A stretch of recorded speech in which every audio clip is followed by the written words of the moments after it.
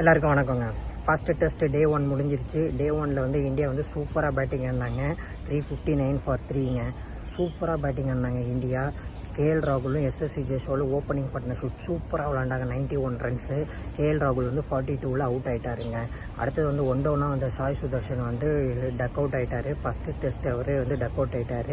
பரவாயில்ல, இன்னொரு second innings இருக்குது, அதில் கண்டிப்பாக அவர் ஸ்கோர் பண்ணிடுவாருங்க.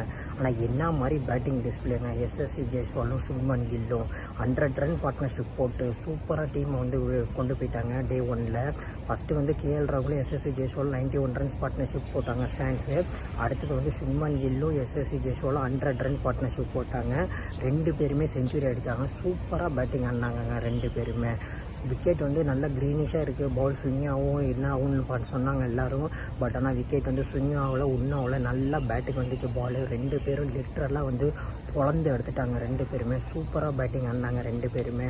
எஸ்எஸ்சி ஜெய்ஸ்வால்லேருந்து எங்கே போனாலும் செஞ்சுரி அடிக்கிறாருங்க ஓவர்சீஸில். ஃபஸ்ட்டு டெஸ்ட் மேட்ச் வெஸ்ட் இண்டீஸில் ஆடினார், வெஸ்ட் இண்டீஸ்லேயும் செஞ்சுரி. ஆஸ்திரேலியாவில் ஆடினார், ஆஸ்திரேலியாலையும் century first test match.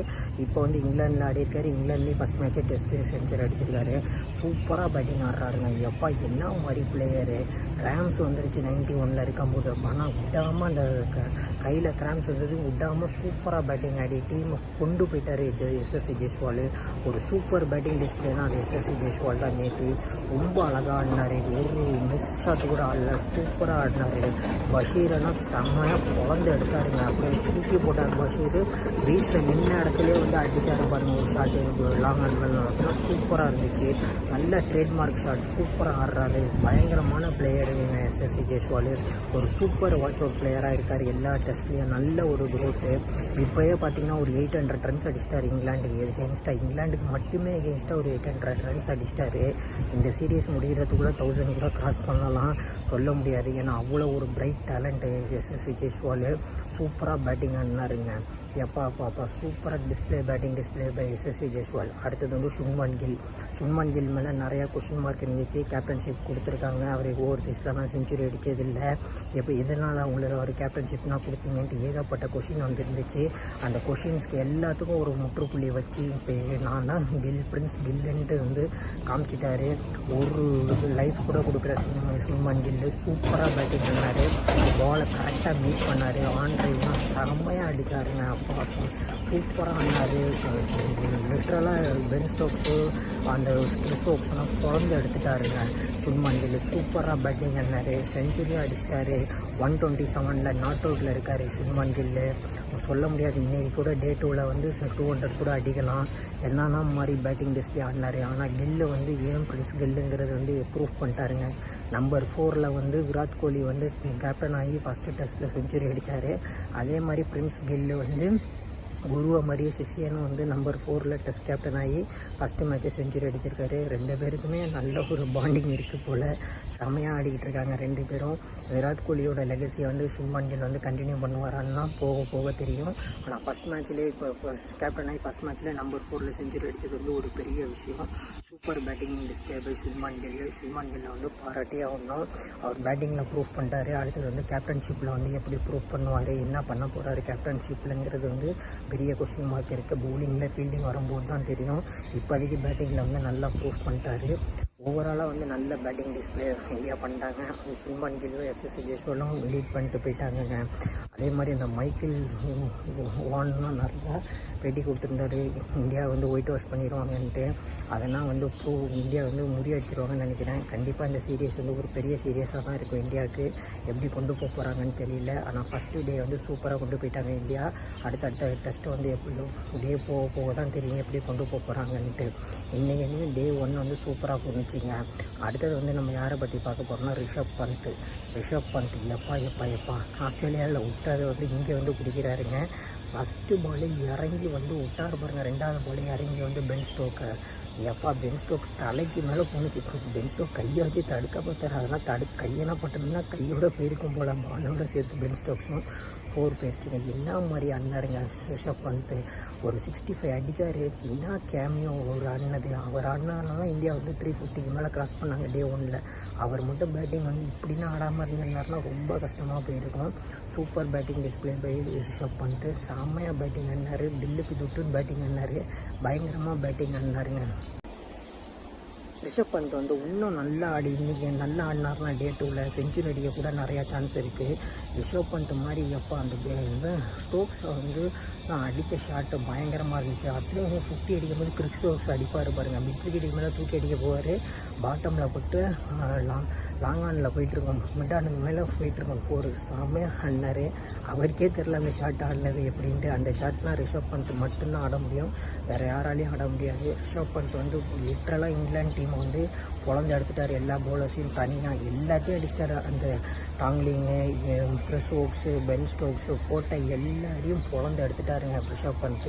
Rishabh bandh மட்டும் இன்றைக்கி கொஞ்சம் நல்லா ஆடினார்னா அவங்க 2 பேரும் ரிஷப் பந்தும் சுப்மன் கில்லும் ஒரு 1 ஹவர் நல்லா ஆடிட்டாங்கன்னா, பேட்டிங் மட்டும் செட் ஆகிடுச்சுன்னா இந்தியா வந்து ஒரு 500க்கு மேலே போஸ்ட் பண்ணாங்கனாலே பெரிய ப்ரெஷர் ஆகிடும் இங்கிலாண்டுக்கு. என்ன பண்ண போகிறாங்கன்னு தெரில. இப்போதைக்கு நல்லா போயிட்டுருக்கு டெஸ்ட் மேட்ச்சு. ஃபஸ்ட் டெஸ்ட்டில் வந்து டே 1 வந்து நல்லபடியாக விளையாண்டுட்டாங்க. டே 2 வந்து எப்படி போகுதுன்னு தெரில. டே 2க்கு வந்து இன்னும் எதிர்பார்ப்பு நிறையா இருக்குது. ஆனால் 2 பேரும் இன்னும் அவரால் செஞ்சுரி அடிக்கணும். யார் ரிஷப் பந்த் அடிக்கிறாரா இல்லை கருண் நாயர் அடிக்கிறாரான்னு தெரில. அப்புறமேட்டு பார்த்திங்கன்னா ரவீந்திர ஜடேஜாவும் நல்ல ஒரு ஃபார்மில் இருக்கார். ஷர்துல் தாக்கூர் வந்து இந்தியா ஏக்காண்டி விளாண்டு அவரும் நல்ல ஃபார்மில் இருக்கார். அதனால தான் அவர் 11ல் எடுத்திருக்காங்க. நிதிஷ்குமார் ரெட்டிக்கு ஹெட்டாக வந்து ஷர்துல் தாக்கூர் எடுத்திருக்காங்க. அதுவும் ஒரு நல்ல பிக்கு தான். பார்ப்போம் எப்படி என்ன போகுதுன்ட்டு. ஆனால் டே 2 வந்து இந்தியா வந்து பேட்டிங் ஆடி இன்னொரு 150 அடித்து 500 அடித்தாங்கன்னா ப்ரெஷர் ஆயிரும் இங்கிலாண்டுக்கு. இங்கிலாண்டு வந்து அதெல்லாம் கவனிக்க மாட்டாங்க, அவங்க பேஸ்பால் தான் ஆடுவாங்க. அந்த பேஸ்பாலை வந்து முறியடிக்கணும்னா ஒரு 500க்கு மேலே அடித்து இந்தியா வந்து நல்லா பவுலிங் பண்ணணும். டே 2ல் வந்து சுப்மன் கில்லும் ரிஷப் பந்த் தான் மெயினாக இருப்பாங்க. ஏன்னா 1 ஹவர் ஸ்டாண்ட் பண்ணாங்கன்னா தான் இங்கிலாண்டை வந்து சமாளிக்க முடியும். இல்லை இங்கிலாந்து வந்து ஏர்லியாக எடுத்துட்டாங்கன்னா விக்கெட்ஸ்னால் ஏற்கனவே இப்போ நியூ பால் எடுத்துட்டாங்க. நியூ பாலில் இன்னும் நல்லா பவுலிங்லாம் போட்டுட்டோம்னா இந்தியா வந்து கொஞ்சம் பேக் ஃபுட் போயிடுவாங்க. இங்கிலாந்து வந்து டாப்பு மேலே வந்துடுவாங்க ஃபஸ்ட் செஷனில். அந்த நியூ பாலை சமாளிக்கணும்னா இந்தியா வந்து ஒரு 1 ஹவர் வந்து சர்வே பண்ணி தான் ஆகணும். கண்டிப்பாக சர்வே பண்ணால் மட்டும்தான் இந்தியாவால் செகண்ட் செஷன்லாம் வின் பண்ண முடியும். என்ன பண்ண போகிறாங்கன்னு தெரில. இந்தியாவுக்கு வந்து பேட்டிங் வந்து நல்லா இருக்குது. இன்னும் வந்து ரிஷப் பந்த் இருக்கார், சுப்மன் கில் இருக்கார். அதை விட்டால் கருண் நாயர் நம்பர் 6ல் இருக்கார், அவரும் சூப்பராக ஆடுவார். ரவீந்திர ஜடேஜா, ஷர்துல் தாக்கூர் வரையும் பேட்டிங் இருக்குது. இந்தியாவுக்கு டெப்த் பேட்டிங் நல்லா இருக்குது. ஆனால் இன்னும் ஃபஸ்ட் செஷன் தான் மெயினாக இருக்கும் டே 2ல். அந்த டே 2ல் ஃபஸ்ட் செஷனை மட்டும் இந்தியா வந்து நல்லபடியாக தாண்டிட்டாங்கன்னா இந்தியாவோட டேவாக இருக்கும். என்ன பண்ண போகிறாங்கன்னு தெரில. இந்தியா டோட்டலான ஓவராலாக ஸ்கோர் வந்து இந்தியா எவ்வளோ அடிப்பாங்கங்கிறது வந்து கமெண்ட் பாக்ஸில் கமெண்ட் பண்ணுங்கள். எவ்வளோ ரன் இந்தியா செட் பண்ணுவாங்க ஃபஸ்ட் இன்னிங்ஸ்லேயே கமெண்ட் பாக்ஸில் கமெண்ட் பண்ணுங்கள். சுப்மன் கில், எஸ்எஸ்சி ஜெய்ஸ்வாலோட இன்னிங்ஸ் தான் டே 1ல் ரொம்ப ஹைலைட்டாக இருந்துச்சு. அடுத்தது வந்து பார்த்திங்கன்னா ரிஷப் பந்தோட கேமியோ வந்து பயங்கரமாக இருந்துச்சு. ரிஷப் பந்தோட கேமியோ தான் டே 1லேயே பெரிய ஹைலைட்டு, பெரிய விஷயமே அந்த ரிஷப் பந்தோட கேமியோ. ரிஷப் பந்த் வந்து இன்னும் சூப்பராக விளாண்டு வந்து ஒரு செஞ்சுரியை கிராஸ் பண்ணுறாங்கன்னா ரிஷப் பந்த் வந்து நல்லா இருக்கும். கண்டிப்பாக ரிஷப் பந்த் வந்து ஒரு செஞ்சுரியை கிராஸ் பண்ணணும். செஞ்சுரியை கிராஸ் பண்ணாலும் நல்லா இருக்கும். அவர் இங்கிலாண்டில் ஏற்கனவே நிறையா செஞ்சுரிஸ்லாம் அடிச்சிருக்காரு. அந்த ஒரு இது கூட இருக்குது ரிஷப் பந்துக்கு. கண்டிப்பாக ரிஷப் பந்த் வந்து செஞ்சுரி அடிக்க நிறையா சான்ஸ் இருக்குங்க. ரிஷப் பந்த் செஞ்சுரி அடித்து கருண் நாயரும் ஒரு 50லாம் அடித்தாங்கன்னா இந்தியா வந்து ஒரு 500 550னா டார்கெட்னா செட் பண்ணிட்டாங்கன்னா இங்கிலாந்து பேக் ஃபுட் போயிடுவாங்க. ஆனால் இங்கிலாந்து விட மாட்டாங்க. ஏன்னா இங்கிலாந்து வந்து நியூ பால் எடுத்துருக்காங்க. நியூ பால் என்ன எடுத்துட்டாங்கன்னா விக்கெட்ஸ் கண்டிப்பாக எடுத்துருவாங்க இங்கிலாண்டு. டே 2 வந்து ஸ்விங்கெல்லாம் ஆகிடும். ஃப்ளாட் விக்கெட்லாம் இருக்குமா என்னன்னா தெரியாது. டே 2ல் கொஞ்சம் ஸ்விங்லாம் ஆகிடுச்சுன்னா இந்தியா வந்து ரொம்ப கஷ்டப்பட்டுருவாங்க. எப்படி போகுதுன்னு தெரில டே 2. ஆனால் ஓவராலாக வந்து இந்தியா வந்து ஒரு 550 அடித்தா தான் நல்லாயிருக்கும். 550 கிராஸ் பண்ணிட்டாங்கனாலே ஒரு நல்ல ஸ்கோரு. எப்படி போகுதுன்னு தெரில டே 2. இன்னும் நல்லா இந்தியா வந்து பேட்டிங் ஆடி இன்னும் நல்லா கொண்டு போனோம்னா நல்லாயிருக்கும். கிறிஸ் ஓக்ஸு எப்படி போகிறான்னு தெரில. ரொம்ப ஸ்ட்ரகிள் ஆகுறாரு. இன்ஜுரியிலேருந்து வந்திருக்காரு கிறிஸ் ஓக்ஸு. ஆனால் ரொம்ப ஸ்ட்ரகிள் ஆகுறாரு பவுலிங் போடுறதுக்கு.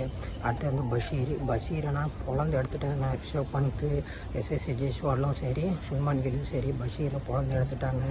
பென் ஸ்டோக்ஸ் தான் ஓவரால் நல்லா போட்டு 2 விக்கெட் எடுத்திருக்காரு. அந்த டாங்லிங்கன்னா உரிச்சி எடுத்துக்கிட்டாங்க.